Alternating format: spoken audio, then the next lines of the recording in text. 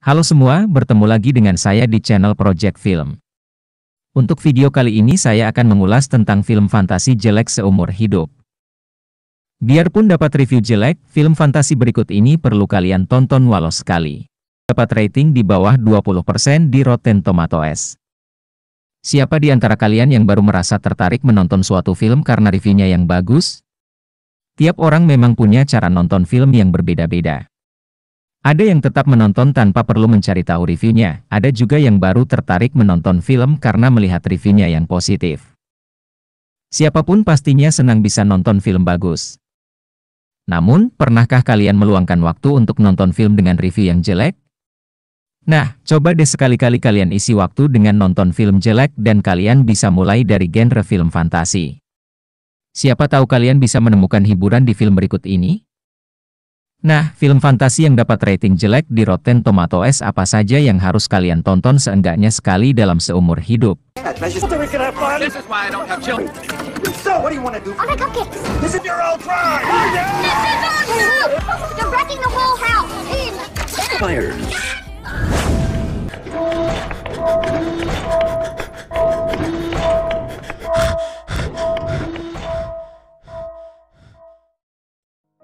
Satu, The Cat in the Hat, rating 9%.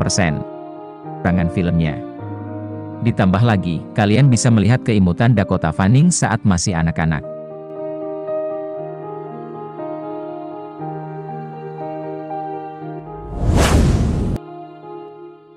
2, Dragon Ball Evolution, rating 15%. Menggarap film yang diadaptasi dari anime atau manga memang bukan perkara yang mudah bagi Hollywood.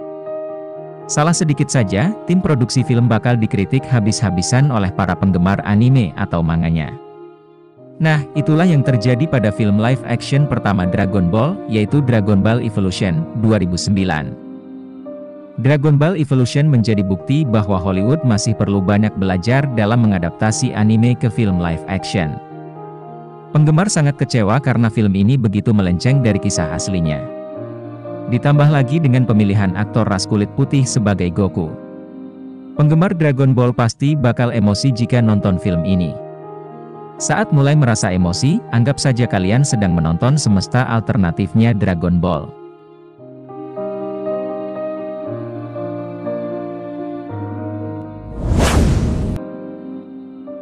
Tiga, Eragon, rating 16%.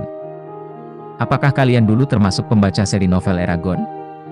Novel tersebut akhirnya diadaptasi menjadi sebuah film live action pada 2006.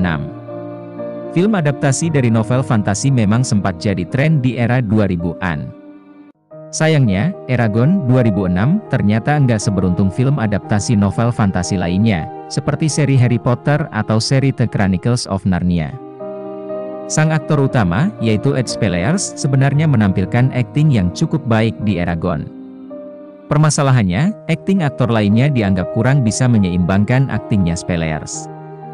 Selain masalah akting, skenario Eragon juga nggak berhasil menyenangkan para penggemar novelnya.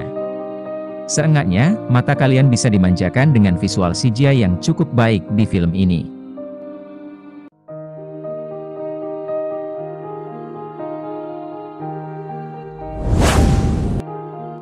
4, 10,000 BC, rating 9%.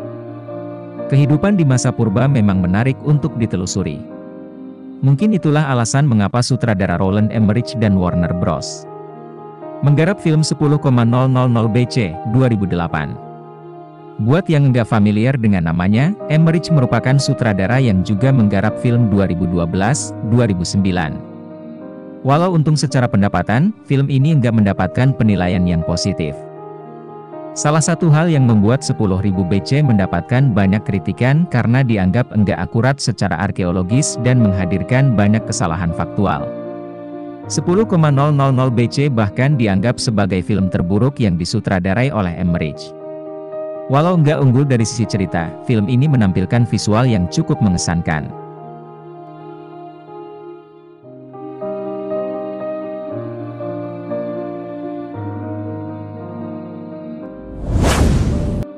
Lima, The Last Airbender, rating 5%. Kalian yang sekolah di era 2000-an mungkin nggak pernah melewatkan nonton serial animasi Avatar, The Last Airbender setiap pulang sekolah. Kesuksesan serial animasi tersebut akhirnya membuat Nickelodeon dan Paramount Pictures membuat film live actionnya yang diberi judul The Last Airbender 2010. Sayangnya, film live actionnya nggak berhasil mengulang kesuksesan serial animasinya. Banyak penggemar serial animasinya yang merasa kecewa dengan The Last Airbender. Film tersebut dianggap menyia-nyiakan cerita bagus yang sudah ada di serialnya. Nggak hanya ceritanya yang jelek, kualitas akting para aktornya juga di bawah rata-rata. Saking jeleknya, The Last Airbender disebut-sebut sebagai salah satu film terburuk sepanjang masa. Nah, coba deh kalian tonton filmnya. Siapa tahu kalian menemukan sisi positif dari film ini.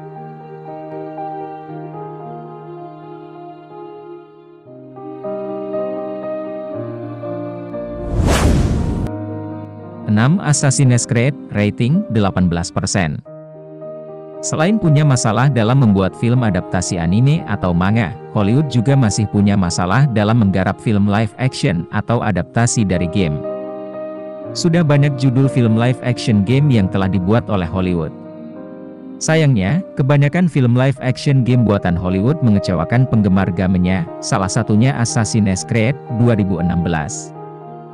Bukannya mengambil cerita dari salah satu seri game Assassin's Creed, sutradara Justin Kurzel lebih memilih menghadirkan cerita baru yang tetap berhubungan dengan semesta gamenya. Alhasil, cerita di film ini hanya bisa dimengerti oleh orang yang memainkan gamenya.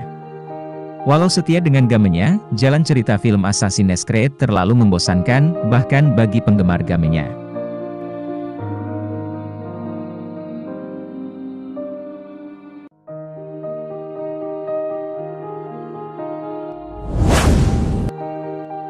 The Legend of Hercules, rating 4%. Pada 2014, ada dua film tentang Hercules yang dirilis, yaitu Hercules 2014 dan The Legend of Hercules 2014. Berbeda dengan Hercules yang cukup diterima dengan baik oleh penonton, The Legend of Hercules benar-benar gagal total. Film tersebut dikritik habis-habisan dan pendapatannya pun lebih kecil daripada budget filmnya. Jika dibandingkan dengan film Hercules yang dibintangi oleh Dwayne Johnson, The Legend of Hercules seakan diproduksi secara murahan.